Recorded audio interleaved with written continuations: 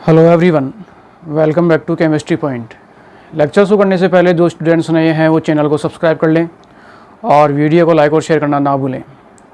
Second one बेटा जो है वो आपको वीडियो कंप्लीट देखना है और उसके बाद में जो है वो आप अपनी लैंग्वेज के अंदर नोट्स बना सकते हैं, या जो मेरी लैंग्वेज चल रही है वो सफिशिएंट है, आप उसमें भी नोट्स बना सकते हैं। जैसा आपको ठीक लगे आप वैसा करें, जिससे आपको पढ़ने में आसानी हो।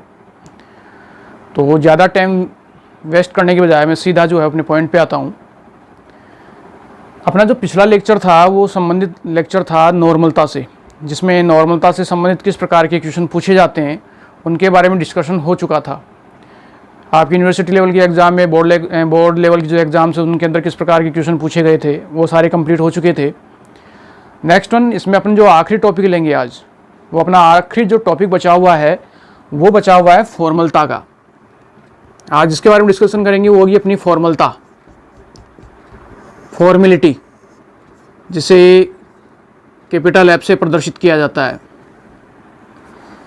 अब फॉर्मलता जो है वो क्या है, यहाँ थोड़ा समझने वाला हिस्सा है, क्योंकि यहाँ कभी कभार कन्फ्यूजन हो जाता है इस चीज़ के अंदर कि फॉर्मलता क्या है और मोलरता क्या है। ठीक है, देखो फॉर्मलता जो है और जो मोलरता है वो एक जैसा है, एक जैसा हिस्सा है।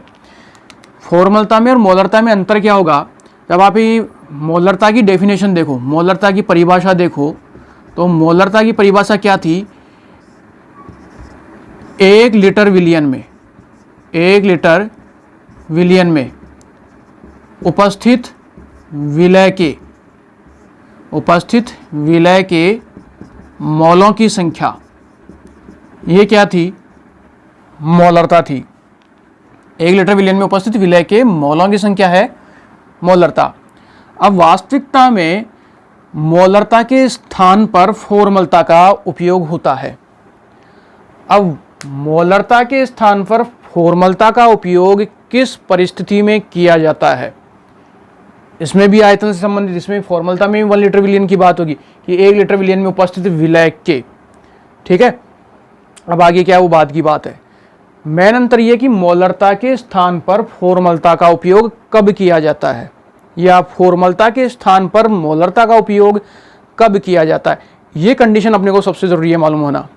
ठीक है, तो मोलरता के स्थान पर फॉर्मलता का उपयोग बेटा तब किया जाता है जब विलय जो है किसी विलायक के अंदर, विलियन क्या है अपने पास, विलियन, इसको इस तरीके से ले, विलियन बराबर क्या है, विलियन बराबर है विलय प्लस विलायक। ये क्या कहलाता है, अपना विलियन है।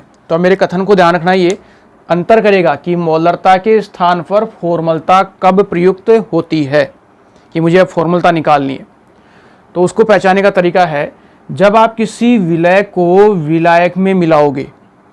ठीक है, किसी विलय को जब विलायक में मिलाया जाता है तो मिलाने के पश्चात यदि उस विलय का, मिलाने के पश्चात यदि उस विलय का उस विलायक के अंदर संगुणन होता है या वियोजन होता है, विलय का क्या हो, संगुणन हो या वियोजन हो,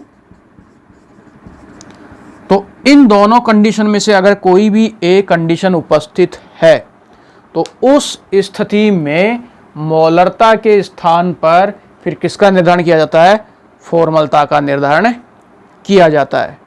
ठीक है, जैसे मोलरता में ये क्या था कि आपके पास 4.8 ग्राम H2SO4 को उचित विलायक या जल में घोलकर 5 लीटर विलियन निर्मित किया गया है, उपरोक्त विलियन की मोलरता ज्ञात करो। अपने इसके क्वेश्चन भी देखें किस तरीके से होते हैं, सिंपली ऐसा क्वेश्चन था, लेकिन उसमें कहीं भी संगुणन या वियोजन की बात नहीं होती है। मोलरता में कहीं भी संगुणन या वियोजन की बात नहीं होती है।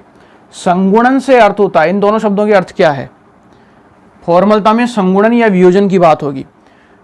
इसमें क्या होता है कि जब संगुणन होगा तो संगुणन के अंदर अपने को जो वास्तविक आणविक द्रव्यमान मिलना चाहिए, उस वास्तविक आणविक द्रव्यमान की तुलना में अपने को सामान्यतः दुगना द्रव्यमान, आणविक द्रव्यमान प्राप्त होता है। वो कंडीशन कहलाती है संगुणन की। यानी आपने एक अणु लिया, जैसे मैंने अणु लिया CH3COOH, ये कंपाउंड लिया मैंने एसिटिक अम्ल। इस एसिटिक अम्ल को मैंने जल में घोला। तो जैसे ही एसिटिक अम्ल को मैं जल में घोलूंगा तो ये जल के अंदर एसिटिक अम्ल क्या हो गया, विलय हो गया, जल क्या हो गया, विलायक हो गया। तो जैसे ही मैंने विलय को विलायक में घोला, एसिटिक अम्ल को मैंने जल में घोला, तो घोलने के फलस्वरूप ये एसिटिक अम्ल उस प्रक्रिया में हाइड्रोजन बंध का निर्माण कर लेगा और हाइड्रोजन बंध का निर्माण कर द्विलक बना लेगा, यानी इसके दो अणु आपस में हाइड्रोजन बंध द्वारा जुड़ जाएंगे। तो जब हाइड्रोजन बंध के द्वारा दो अणु जुड़ते हैं तो वो प्रक्रिया कहलाती है संगुणन की प्रक्रिया। और संगुणन का उल्टा होता है वियोजन। वियोजन के अंदर जो है वो कंपाउंड टूटता है, ठीक है। जैसे आपने सोडियम क्लोराइड लिया, तो ये सोडियम क्लोराइड जैसे आप इसको जल में डालोगे तो ये घुलेगा तो टूट जाएगा Na+ और Cl- में। तो ये प्रक्रिया कहलाती है वियोजन की, ठीक है, समझ गए। दोबारा क्लियर कर देता हूं इस चीज को। यहां पे ये दो शब्द हैं मेरे पास, संगुणन और वियोजन। ये किसमें अंतर करेंगे कि कहां पर मोलरता प्रयुक्त होगी, कहां आपकी जो है वो फॉर्मलता प्रयुक्त होती है। कि मेरा जो विलियन है, ये टर्म है पहचानने की, विलियन है, ये विलियन बना हुआ है विलय प्लस विलायक से। यदि जब आप विलय को विलायक में मिलाते हैं तो उस प्रक्रिया में अगर संगुणन या वियोजन होता है तो उस स्थिति के अंदर मोलरता के स्थान पर किसका प्रयोग किया जाता है, फॉर्मलता का। अब संगुणन क्या होता है, संगुणन के लिए जैसे मेरे पास एक यौगिक है CH3 C double bond O और H, ठीक है, और ऐसा ही यौगिक इधर है मेरे पास CH3 C double bond O और H, ये कंपाउंड है। तो ये क्या होते हैं जलीय विलयन के अंदर, ये विलय है CH3COOH, तो इसके बीच में यहां ये H बंध का निर्माण होता है, ये कहलाता है द्विलक, जिसे मैं क्या कह सकता हूं, संगुणन। यानी अपने ही जैसा दूसरा अणु हाइड्रोजन बंध के द्वारा आपस में जुड़ता है तो द्विलक बन जाता है, वो कहलाता है संगुणन। अगर मान लो इसका एक अणु का आणविक द्रव्यमान अगर 60 है तो विलायक में मिलाने के बाद उसका आणविक द्रव्यमान उसका क्या हो जाएगा, डबल हो जाएगा, क्योंकि दो अणु जुड़ गए ऐसे। अब तो अब इसका आणविक द्रव्यमान जस्ट इससे डबल हो जाएगा, वो प्रक्रिया कहलाती है संगुणन की। वियोजन में क्या होता है कि आपने वियोजन के ले लिया, जैसे सोडियम क्लोराइड है, आपने सोडियम क्लोराइड को जल में डाला तो ये सोडियम क्लोराइड किस में टूटेगा, Na+ और Cl- में। तो ये प्रक्रिया जो हो जाएगी वो आपकी क्या हो जाएगी, वियोजन की। ये प्रक्रिया क्या हो जाएगी आपकी, संगुणन की। क्लियर है। तो जब भी विलय को विलायक में मिलाया जाता है तो विलय को विलायक में मिलाने पर यदि उसका संगुणन या वियोजन होता है तो उस परिस्थिति में मोलरता के स्थान पर फॉर्मलता का निर्धारण किया जाता है। क्लियर है। तो कब मोलरता काम में आएगी, कब फॉर्मलता काम में आएगी, तो कोई दिक्कत नहीं होनी चाहिए। किस तरीके से पहचाना जाएगा कि मोलरता कब है और फॉर्मलता कब है, ठीक है। ये अपना पहला पॉइंट है। तो पहला पॉइंट दे सकता हूं मैं, पहला पॉइंट आप लिख सकते हैं इसके अंदर, यदि विलय को उचित विलायक में, यदि विलय को उचित विलायक में घोलने पर उसका संगुणन या वियोजन, संगुणन या वियोजन हो जाता है तो मोलरता के स्थान पर, तो मोलरता के स्थान पर फॉर्मलता का उपयोग या प्रयोग, फॉर्मलता का निर्धारण किया जाता है। ये अपना फर्स्ट पॉइंट है। ठीक है, यदि विलय को उचित विलायक में घोलने पर उसका, किसका, विलय का, ठीक है, संगुणन या वियोजन हो जाता है तो मोलरता के स्थान पर फॉर्मलता का निर्धारण किया जाता है। क्लियर है?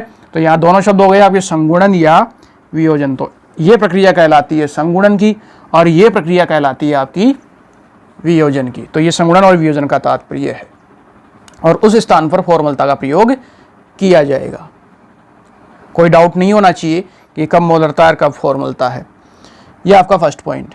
सेकंड, अब इसकी परिभाषा देखी जाए कि इसकी परिभाषा क्या है। ठीक है, तो परिभाषा में आए,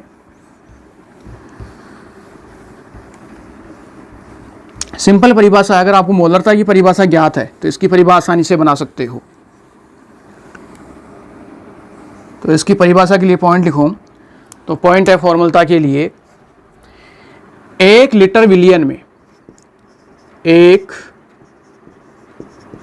लीटर विलियन में,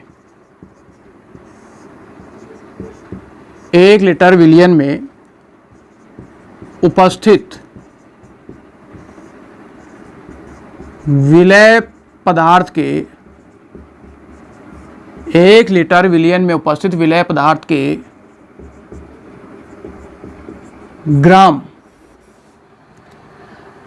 ग्राम सूत्र भारों की संख्या, सूत्र 1 लीटर विलियन में उपस्थित विलय के ग्राम सूत्र भारों की संख्या उस विलियन की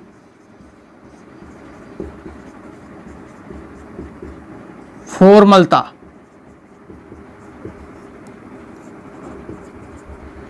कहलाती है। ठीक है, इसे कैपिटल F से प्रदर्शित किया जाता है। 1 लीटर विलियन, मोलरता भी अपनी यही है, 1 लीटर विलियन में उपस्थित विलय पदार्थ के ग्राम सूत्र भारों की संख्या उस विलियन की क्या कहलाएगी, फॉर्मलता कहलाती है। मोलरता क्या थी, 1 लीटर विलियन में उपस्थित विलय के मोलों की संख्या, वहां था विलय के मोलों की संख्या, बस यहां पे क्या हो गया, विलय पदार्थ के ग्राम सूत्र भारों की संख्या उस विलियन की फॉर्मलता कहलाती है, जिसे कैपिटल F से प्रदर्शित किया जाता है। अब आती है इसकी इकाई की। तो इकाई निकालने के लिए पहले फॉर्मूले में आ जाएं। अपन पहले फॉर्मूला डिराइव कर ले तो उससे अपने को इकाई का आसानी से निर्धारण कर सकते हैं। तो फॉर्मूला इसका क्या होगा, अर्थात फॉर्मलता F, अर्थात फॉर्मलता F बराबर, अब फॉर्मलता जो है वो अपने पास क्या है, तो यहां परिभाषा में देखो, विलय पदार्थ के ग्राम सूत्र भारों की संख्या, तो यहां हो जाएगा विलय के ग्राम सूत्र भारों की संख्या अपॉन, ठीक है, फिर क्या है, विलियन का आयतन। तो यहां नीचे दोगे विलियन का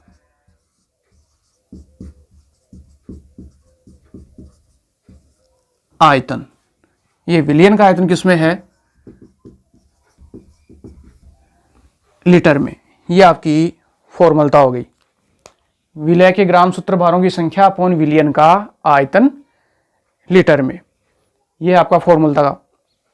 अब इसको आगे चेंज किया जा सकता है, जैसे मोलरता में था विलय के मोलों की संख्या अपॉन विलयन का आयतन, फिर आपने उसको चेंज किया था आगे आगे उसको आपने जो है फॉर्मूले में कन्वर्ट किया था, वैसे इसको भी फॉर्मूले में आगे चेंज किया जा सकता है। अब चेंज कौन कौन सी यूनिट होगी उनका ध्यान रखना है। तो आपको मोलरता याद होनी चाहिए, मोलरता याद है तो ये बहुत सिंपल है, कोई दिक्कत नहीं होगी। सबसे पहले चेंज करेंगे विलय के ग्राम सूत्र भारों की संख्या, जैसे मोल को चेंज किया था वैसे ही अब विलय के ग्राम सूत्र भारों की संख्या को चेंज किया जाएगा। तो इसको चेंज करते हैं तो फॉर्मूला क्या हो जाएगा, फॉर्मलता में केवल प्रति काम में लेऊंगा, फॉर्मलता बराबर, तो ऊपर तो हो जाएगा विलय की ग्राम में मात्रा, विलय की ग्राम में मात्रा अपॉन विलय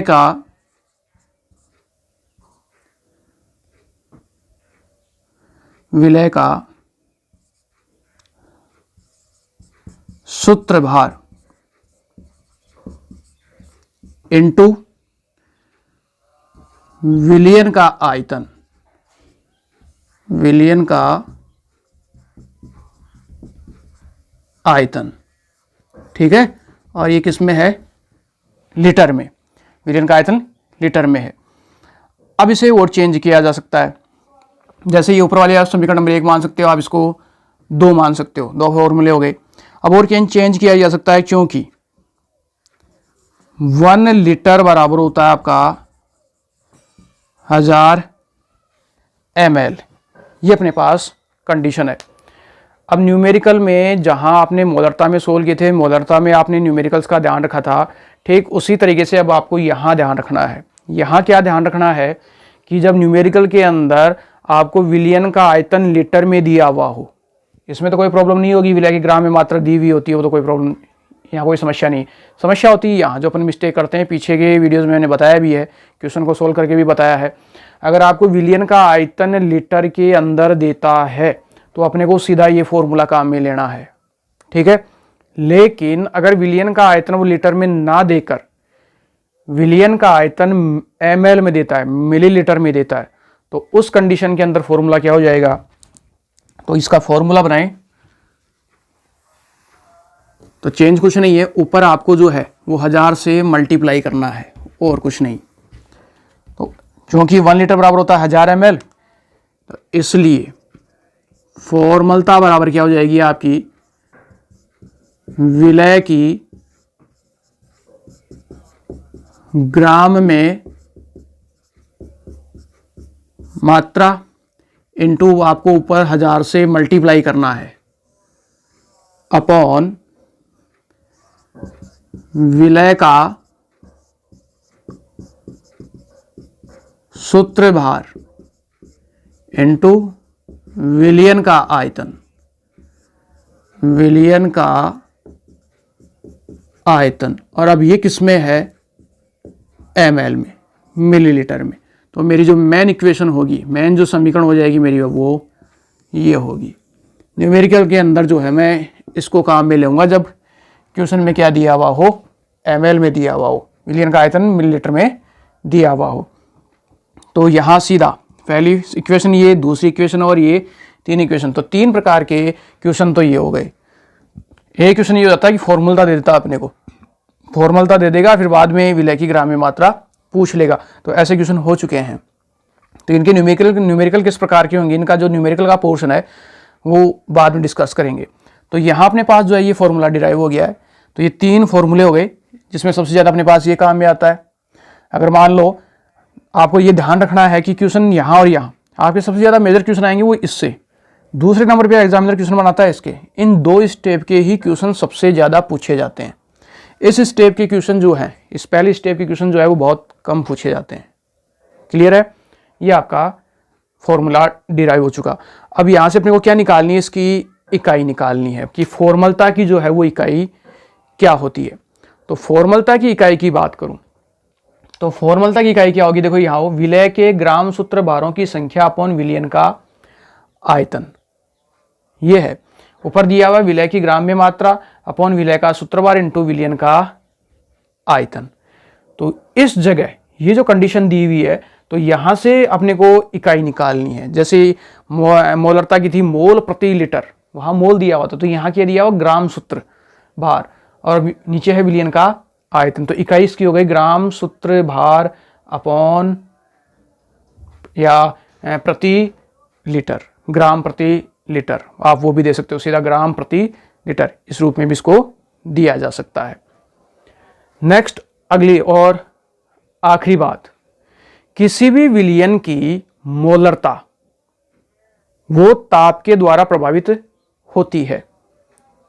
पढ़ लिया। तो अगर विलयन की मोलरता ताप के द्वारा प्रभावित होती है तो वो क्यों हुई थी, उसका कारण बताया था मैंने वहां। तो उसका कारण क्या था?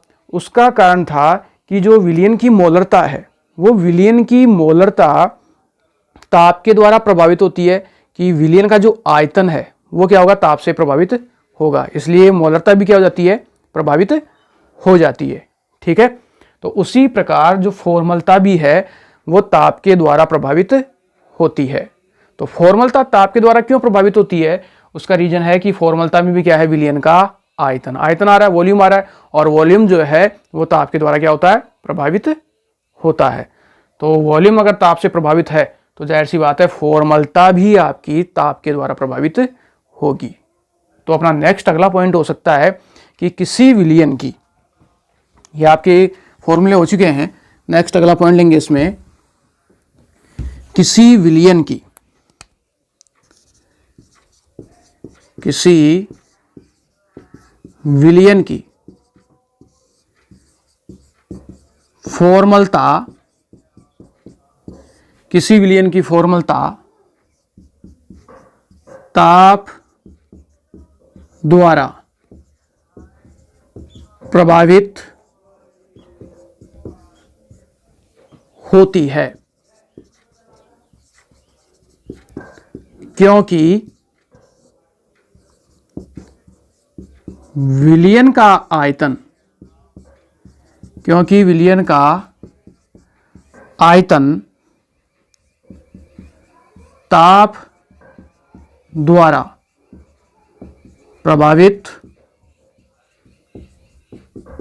होता है, क्योंकि विलयन का आयतन ताप द्वारा प्रभावित होता है। अतः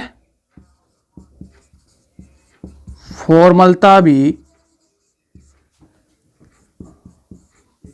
ताप से प्रभावित होती है।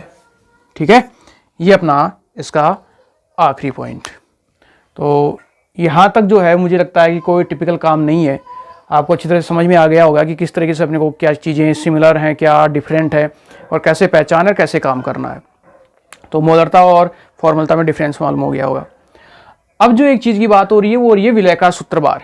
इस टर्म को समझना, इस चीज़ को समझना, ये अपना आखिरी पॉइंट है इसका, इस लेक्चर का। विलय का सूत्रभार कैसे निकाला जा सकता है, जैसे मोल कैसे निकाला जाता है मालूम हो गया आपने, जो है वो भी ने पिछले लेक्चर के अंदर जब नॉर्मलता की बात आई थी तो वहाँ पे तुल्यांकी भार की बात हुई थी, ग्राम तुल्यांक की बात हुई थी, तो वो कैसे निकाला जाता है, ई कैसे निकाला जाता है, उसको अपन ने देखा था। अब यहाँ एक चीज़ और है निकालने वाली, वो है विलय का सूत्रभार। विलय का जो सूत्रभार है वो कैसे निर्धारित किया जाता है वो समझो, क्योंकि न्यूमेरिकल के अंदर आपको ये निकालना होगा, वो आपको देगा नहीं। विलय का सूत्रभार आपको कभी भी नहीं देगा, ये आपको खुद को ही निकालना है। तो इस कंडीशन को मैं समझा रहा हूँ, विलय का सूत्रभार कैसे निकालते हैं। तो ये आपने पॉइंट नोट कर लिए होंगे। तो विलय का सूत्रभार निर्धारण कैसे करते हैं उसके लिए मैं एक एग्जांपल लूंगा।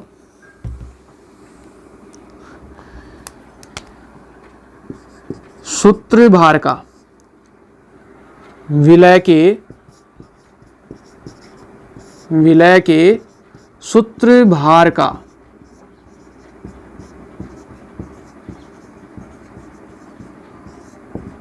निर्धारण। अब विलय के सूत्रभार का निर्धारण कैसे किया जाता है, कैसे सूत्रभार ज्ञात किया जाता है। तो जैसे आपने मान लिया, तो विलय के सूत्रभार के निर्धारण के लिए दो चीजें आएंगी, इसके निर्धारण के लिए दो चीजें होंगी, एक तो होगी संगुणन और दूसरी होगी वियोजन, संगुणन या फिर वियोजन, इन दोनों चीज़ों का अपना अपना स्थान है सूत्रभार के निर्धारण में। तो सबसे पहले बात करता हूं मैं संगुणन की, ठीक है। तो इसका एग्जाम्पल लिया मैंने यहां, जैसे CH3 COOH। अब CH3 COOH, ये संगुणन के लिए बात हो रही है। CH3 COOH का आणविक द्रव्यमान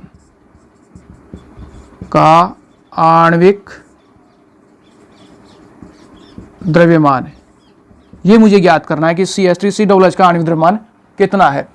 तो इसका आणविक द्रव्यमान निकालने के लिए देखो, कार्बन की संख्या कितनी है, 2, कार्बन की संख्या है 2 इंटू एक कार्बन का परमाणु द्रव्यमान वो होता है 12, प्लस ऑक्सीजन की संख्या कितनी है, 2 इंटू एक ऑक्सीजन का होता है 16, हाइड्रोजन की संख्या 3 और 1 4, तो हाइड्रोजन की संख्या है 4 और एक हाइड्रोजन का द्रव्यमान होता है 1।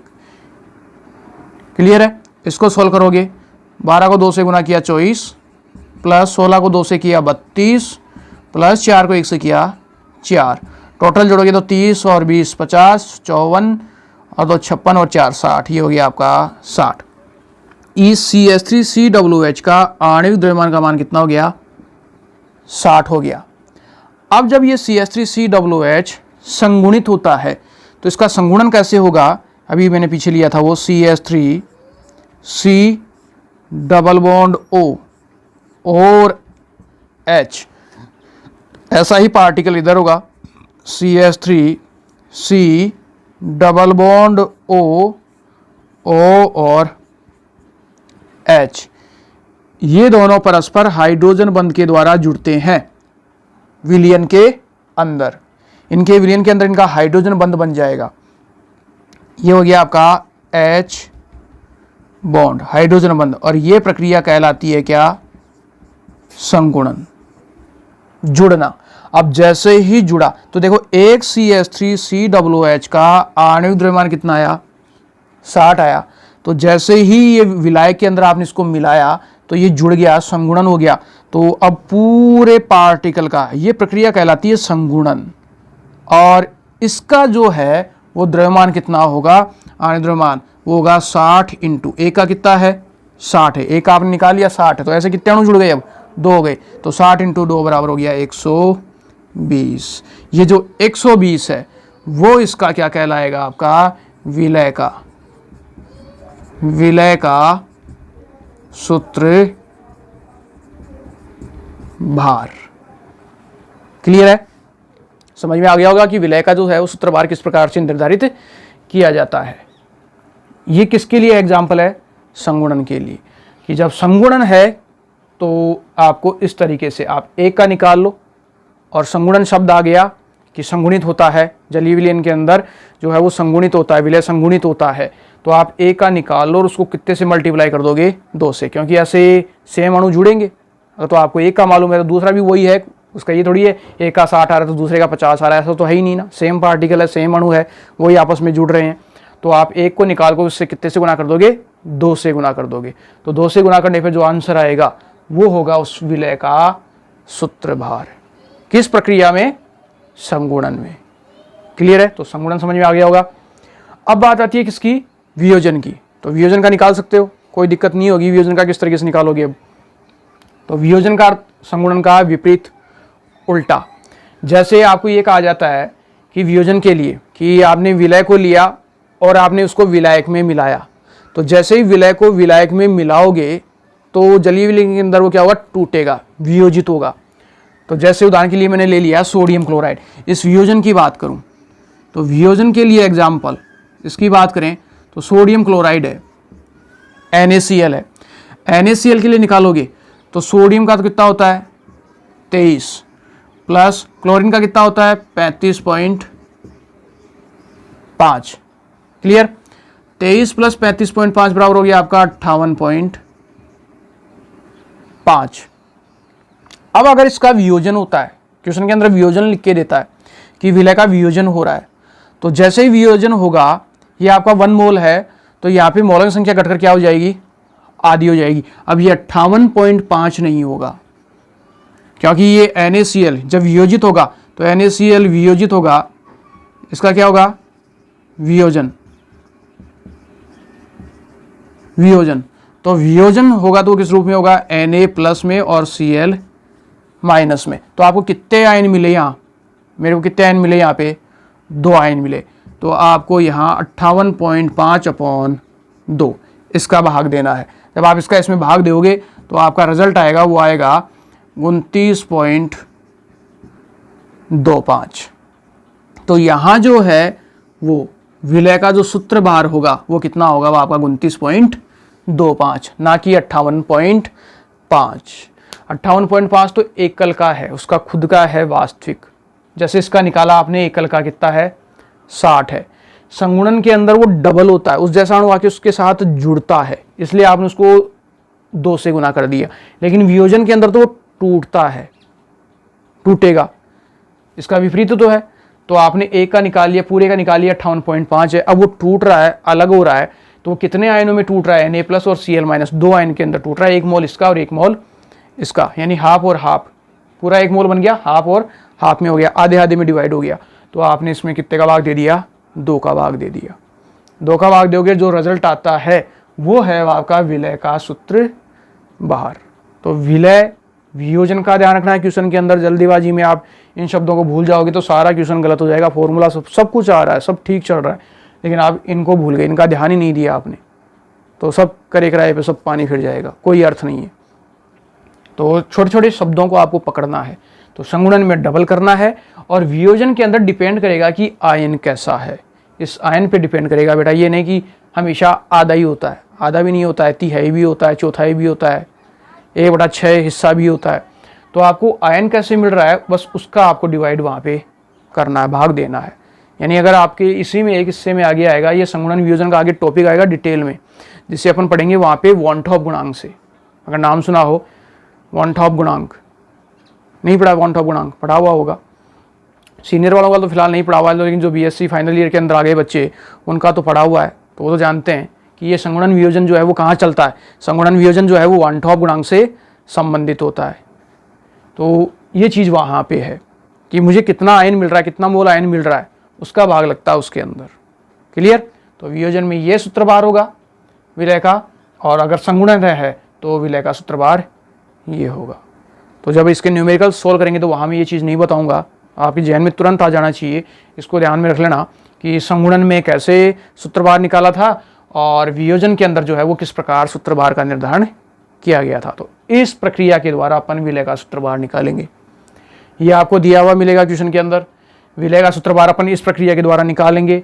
और विलयन के आयतन के अंदर 2 चीज़ें ध्यान रखनी है कि विलयन का आयतन लीटर में है कि विलयन का आयतन जो है वो आपका मिलीलीटर में है। अगर लीटर में दिया हो तो लीटर का फॉर्मूला काम में लेना है, और मिलीलीटर में दिया हो तो मिलीलीटर का फॉर्मूला काम में लेना है। क्लियर। तो इस तरीके से अपना जो है वो फॉर्मलता का टॉपिक क्लियर होता है। अब इस फॉर्मलता से संबंधित अपने जो क्वेश्चंस हैं, जो अपने में न्यूमेरिकल्स पोर्शन है, इनकी जो भी प्रॉब्लम्स है वो अपन नेक्स्ट अगले वीडियो के अंदर कंसल्ट करेंगे। तो आप इसे एक बार जो है वो रिवाइज कर लें।